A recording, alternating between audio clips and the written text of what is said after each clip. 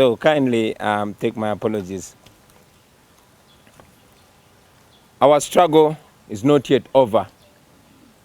It is just beginning. Fellow Ugandans here in Uganda and abroad, I bring greetings to you. First of all, let me take this opportunity to thank all Ugandans for turning up in massive numbers to vote. We saw millions of Ugandans lined up to vote in different areas across the country. It was definitely unprecedented. Thank you very much for accepting our message to turn up in large numbers and vote. Thank you for taking seriously, very seriously, matters pertaining our country, Uganda. I also want to appreciate all the citizens for voting for change. I have no doubt in my mind that the vast majority of you Ugandans voted for change yesterday.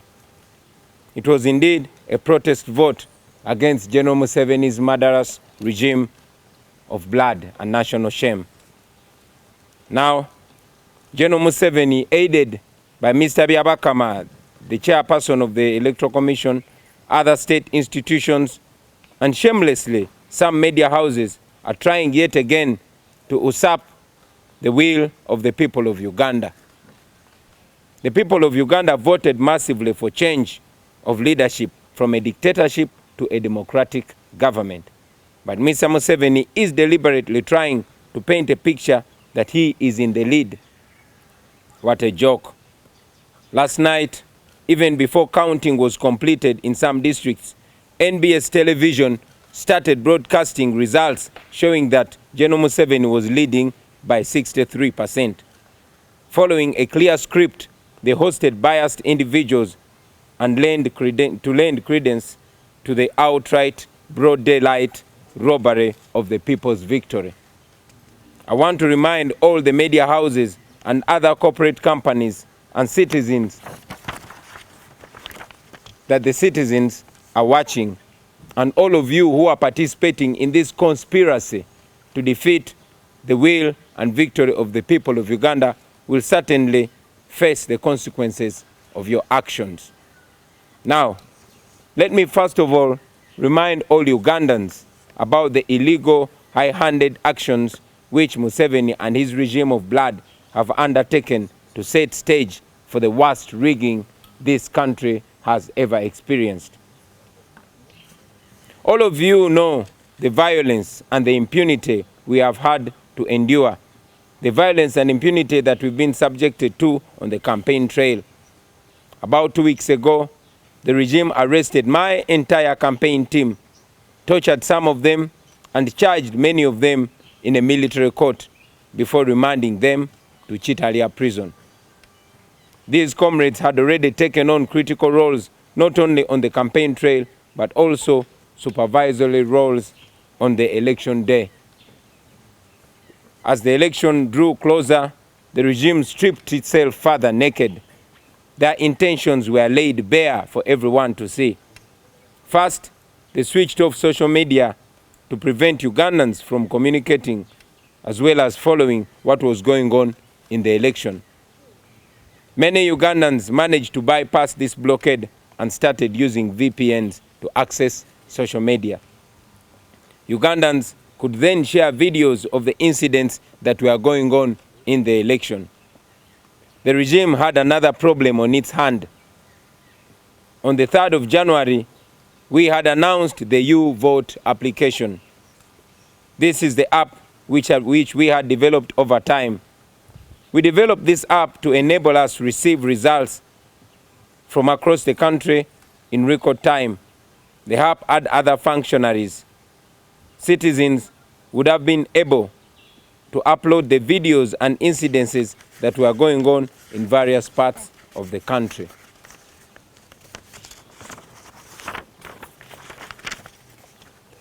Knowing that this would expose them to the world, the regime, in an unprecedented manner, moved to switch off the internet completely.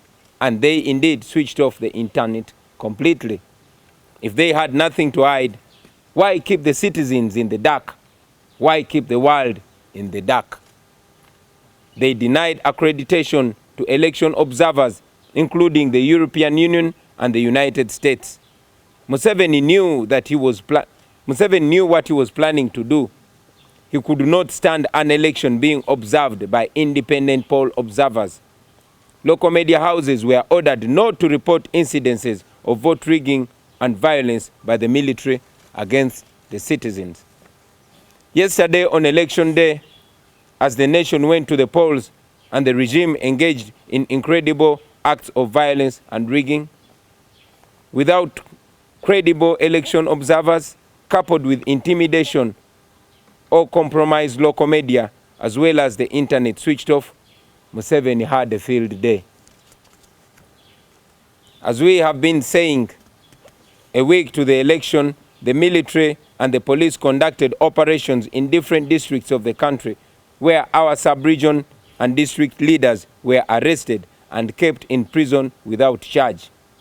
Many of them in the districts of Lira, Moroto, Bunyangabo, Bundibujo, and very many others were arrested only to be released yesterday evening after election without any charge. Yesterday in Western Uganda and Northern Uganda, many of our polling agents were arrested and many chased away from polling stations. This happened in various counties and sub-counties of all districts in Western Uganda, as well as areas of Northern Uganda.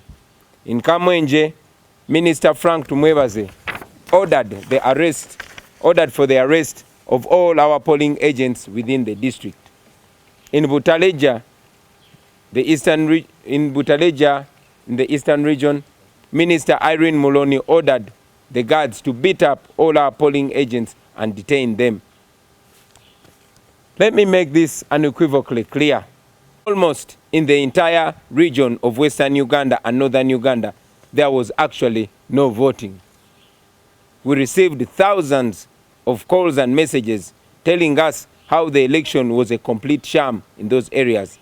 In Bunyangabo, in Chitagwenda, in Kabale, in Rubanda, in Barara, in Chiruhura, in Kazo, and Isinjiro, and many other districts, there was no secret ballot in most polling stations. The military gave people pre-ticked ballots. They gave them pre-ticked ballot papers. In other cases, some people were ordered to vote from the desk in the presence of everyone. In Kwania, in Bulambuli, in Karenga, and many other places, some ballot boxes were open and ballot papers were put in there. In several areas of Isinjiro, Kabale, Mbarara, and the districts of Karamoja, people were told that ballot papers for the president had already been ticked. All they had to do was to vote for their members of parliament only. Good enough, some of these irregularities were recorded on video, although in some areas the military confiscated or destroyed the phones and cameras that were being used to record these grave irregularities. We have so much footage to share with the world. We know that the media was ordered not to cover such incidences, particularly the local media. And indeed, in many cases, media practitioners gave us information and evidence because they knew, and they also still know, that such information would not be allowed on radios and TV stations. We are aware that even as we speak now, soldiers and other operatives are currently deployed in several media houses to ensure that Mr. Museveni's will is effected precisely. At the National Talent Center, Mr. Byabakama is not in charge. The chairperson of the Electoral Commission is not in charge at all. Several operatives have been deployed there for several days. Byabakama is only there to come and announce what has been given to him by these operatives. No wonder, out of the results that have been announced so far, they are concentrating on areas where it was very easy for Museveni to rig. If you check the data, most districts of Uganda and Eastern Uganda, where General Museveni was defeated decisively despite the rigging, they are not being announced. Mr. Musinguzi, the Commissioner General of Uganda Revenue Authority, has been stationed at the National Tally Center, and we are being told that he is directly in charge of the operations to defeat the will of the people of Uganda through manipulating the results. If not for these evil intentions, what role would the Commissioner General of Uganda Revenue Authority be playing in an election? Our people have been asking Mr. Byabakama to tell them where he is getting the results he's announcing from. However, Mr. Byabakama and his team do not know. They don't seem to know where those results are coming from because they are not in charge. All this is intended to dampen the mood of the citizens of Uganda and to create an impression that their effort was in vain. Now, fellow Ugandans, even with all these election irregularities, which we shall share with the world in the coming days when the internet is restored, we secured a comfortable lead against General Museveni. In eastern and central regions, Museveni won very, very few polling stations, even after massive irregularities. In northern Uganda, we won many areas despite the rigging. In western Uganda, like I've already indicated, there was literally no voting, especially in Bunyoro, in Utoro, in Ankole, in Kigezi, and in Rwenzori.